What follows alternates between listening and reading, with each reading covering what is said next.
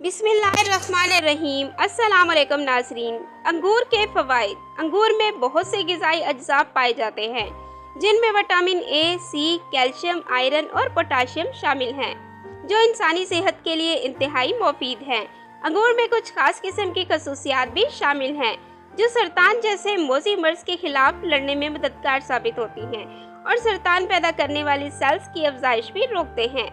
जबकि इस हवाले से की गई एक तहकीक में भी ये बात साबित हुई है कि अंगूर के रस का इस्तेमाल न सिर्फ छाती के सरतान को रोकता है बल्कि दीगर अक़साम के सरतानों से बचाव में भी मददगार साबित होता है। अंगूर जिस्म को मोटा करता है, खून साला पैदा करता है। जिस्मानी तौर पर कमज़ोर इंसान 1 पाव शीरी अंगूर सुबह शाम खाएं। कतरा कतरा पेशाब आने की सूरत में 1 पाव अंगूर रोज़ाना खाना मुफीद होता है।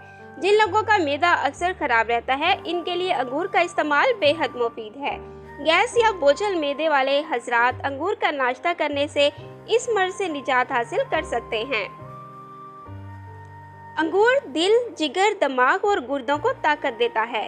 अंगूर से चेहरे की रंगत भी निखरती है, बिनाई को ताकत देता है, खून की कमी को दूर करता है। Thanks for watching. Please subscribe my channel health.